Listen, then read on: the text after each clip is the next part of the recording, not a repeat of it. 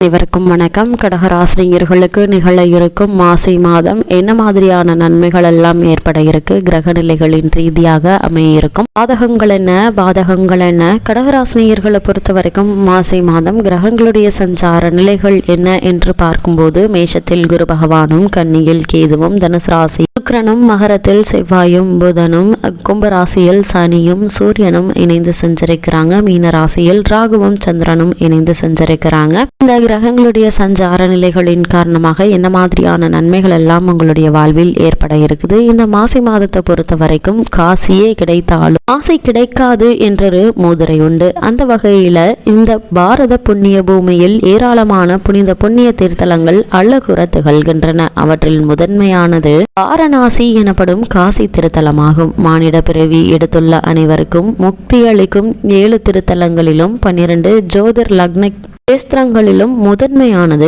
காசி. காசி நகரம் முழுவதுமே சிவபூமி என்பதால் ஏராளமான பெரியோர்கள், சிவபக்தர்கள் ஆகியோர் காசி மண்ணில் காலடி வைக்க மனமில்லாமல் தவழ்ந்து சென்று விஸ்வநாத பெருமானை தரிசித்து வந்ததாக புராதான நூல்கள் விவரித்துள்ளன. பல பிறவிகளில் ஆதி திருத்தலத்தை தரிசிக்காமலும் அங்குள்ள கங்கையில் புனித நீராடாமலும் நம் வாழ்க்கை முடிகிறதே என்று மரண தருணத்தில் வருந்தியபடி உயிர் பிரியும் ஜீவன்களுக்கு மட்டும் தான் மறுபிறவியில் காசி திருத்தலத்தில் கங்காஸ்தான பலனும், விஸ்வநாத பெருமான், அம்பிகை, அன்னபூரணி ஆகியோருடைய தரிசனமும் கிடைக்கும் என காசி புராணம் கூறுகிறது. இத்தகைய புனிதமும் பெருமையும் கொண்டு திகழும் காசி திருத்தல தரிசனமும் கங்காஸ்தானமும் கிடைத்தாலும் கூட மாசி மாதத்தில் வரும் மகா சிவராத்திரி அன்று தான் விரதமிருந்து பார்வதி பரமேஸ்வரனை பூஜிக்கும் பேரு கிட்டும்.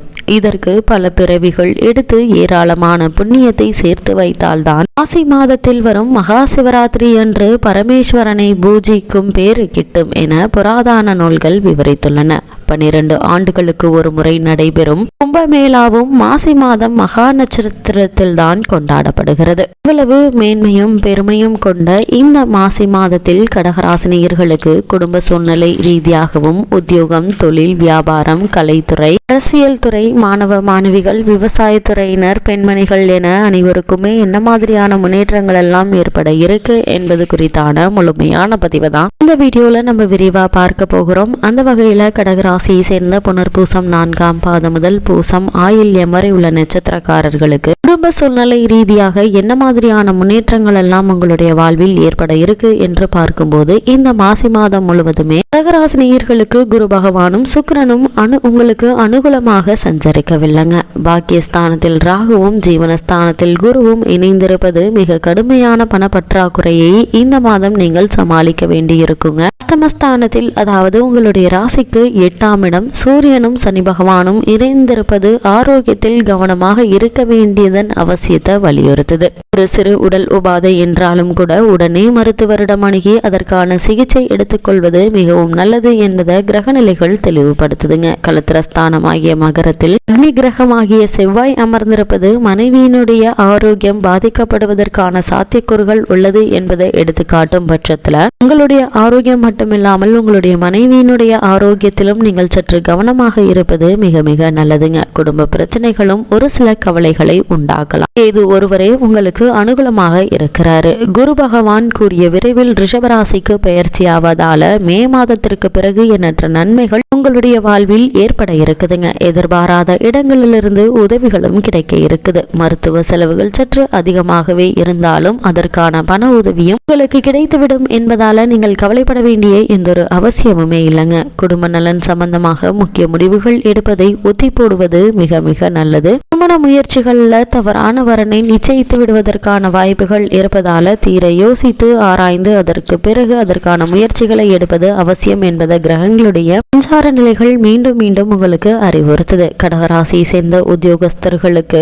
நிகழ இருக்கும் மாசி மாதம் மேலும் என்ன மாதிரியான முன்னேற்றங்கள் எல்லாம் உங்களுடைய வாழ்வில் ஏற்பட இருக்கு என்று பார்க்கும்போது அஷ்டமஸ்தானத்தில் சூரியன், சனி, ஜீவனஸ்தானத்தில் குரு ஆகிய கிரகநிலைகள் நன்மையை தராது என்பது மிக புராதன ஜோதிட நூல்கள் அறிவுறுத்திருக்குதுங்க. அலுவலகத்தில் உழைப்பு பொறுப்புகளும் சக்திக்கு மீறியதாகவே இருக்குங்க. பலருக்கு பதவிக்கேற்ற ஊதியம் கிடைப்பது சற்று கடினம்தாங்க. மேலும் காரணம் இல்லாமல் உங்கள் மீது மேலதிகாரிகள் குற்றம் கூறிக்கொண்டே இருப்பார்கள். நியாயமாக உங்களுக்கு கொடுக்கப்பட வேண்டிய பதவி உயர்வு, ஊதிய உயர்வு, உத்தியோகத்தில் கிடைக்க வேண்டிய சலுகைகள் ஆகியவை மறுக்கப்படுவதற்கான சாத்தியக்கூறுகள் அதிகம் இருக்குதுங்க. கூடுமான வரைக்கும் கடகராசியை சேர்ந்த உத்தியோகஸ்தர்கள் இந்த மாசி மாதம் பொறுமையாகவும் நிதானமாகவும் உணர்ச்சி வசப்படாமல் இருங்க. மே மாதத்திற்கு பிறகு எண்ணற்ற நன்மைகள் உங்களுடைய வாழ்வில் ஏற்பட இருக்குது. காரணமே இல்லாமல் உங்களுக்கு மறுக்கப்பட்டு வந்த அனைத்து சலுகைகள், வாய்ப்புகள் நீங்கள் கோராமலேயே உங்களுக்கு கிடைக்க இருக்குதுங்க. அதுவரை உங்களுக்கு பொறுமை மிக மிக அவசியமானதா அமைஞ்சிருக்குதுங்க. கடகராசியை சேர்ந்த தொழில் மற்றும் வியாபாரம் செய்பவர்களை பொறுத்த வரைக்கும் போட்டிகள் கடினமாக தாங்க இருக்கும். சந்தை நிலவரம் அடிக்கடி மாறுங்க. சக கூட்டாளிகளினால் பிரச்சனைகள் ஏற்படுவதற்கான சாத்தியக்கூறுகள் இருக்குதுங்க. அதே மாதிரி மிக கடுமையான நிதி நெருக்கடியை நீங்கள் சமாளிக்க வேண்டி இருக்குங்க. புதிய முதலீடுகள், முயற்சிகளில் விஸ்தரிப்பு திட்டங்கள் ஆகியவற்றை ஒத்தி போடுவது நல்லது.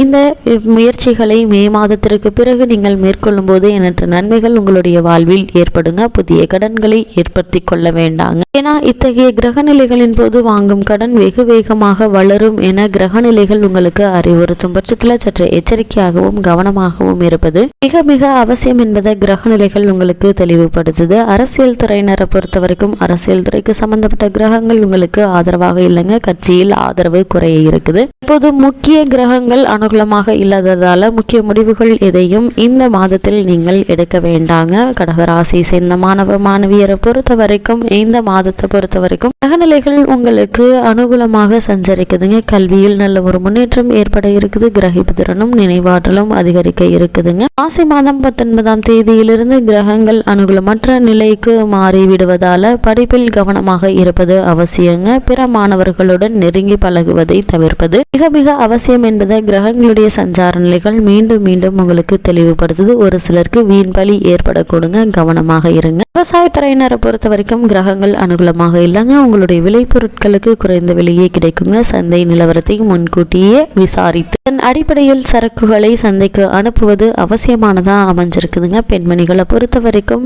உங்களுடைய நலன்களை பாதுகாப்பது இரு கிரகங்கள்ங்க. ஒன்று குரு மற்றொன்று சுக்கிரன். இந்த மாதம் இருவருமே உங்களுக்கு அனுகூலமாக அமைந்திருக்கவில்லைங்க. குறிப்பாக உடல் நலன்ல நீங்கள் கவனமாக இருங்க. நிரந்தரமாக மருந்து மாத்திரைகள் எடுத்துக்கொள்ளும் சகோதரிகள் மறந்துவிட வேண்டாங்க. குறிப்பிட்ட நேரத்தில் உறங்கச் செல்வதும் ஓய்வெடுப்பதும் மருந்துகளை எடுத்துக்கொள்வதும் அவசியங்க. குடும்ப பிரச்சனைகள் உணர்ச்சி வசப்படுவதை தவிர்ப்பது மிக மிக அவசியங்க. கடகராசினியர்களை பொறுத்த வரைக்கும் இந்த மாசி மாதம் புத்திர பாக்கியத்திற்காக இயங்கிக் கொண்டிருப்பவர்களுக்கு புத்திர பாக்கிய யோகம் கிடைக்க இருக்குது. உத்தியோக காரணமாகவோ அல்லது மற்ற காரணங்களுக்காகவோ குடும்பத்தை விட்டு பிரிந்திருந்தவர்கள் ஒன்று சேரக்கூடிய ஒரு தருணமா இத்தருணம் அமைஞ்சிருக்குது என்பதை கிரகங்களுடைய சஞ்சார நிலைகள் தெளிவாகவும் உறுதியாகவும் காட்டுதுங்க. கடகராசினியர்களுக்கு கிரக நிலைகளின் ரீதியாக கூறப்படும் பரிகாரம் என்ன என்று பார்க்கும்போது தினமும் மாலையில் பிரதோஷ காலத்தில், அதாவது மாலை 5:30 மணி முதல் 6:30 மணிக்குள்ளாக தீபம் ஒன்றை உங்களுடைய வீட்டிற்கு அருகிலுள்ள திருக்கோவில் ஒன்றிலோ அல்லது உங்களுடைய வீட்டின் பூஜை அறையிலோ ஏற்றி வந்தால் நல்ல பலன் கிடைக்கும்.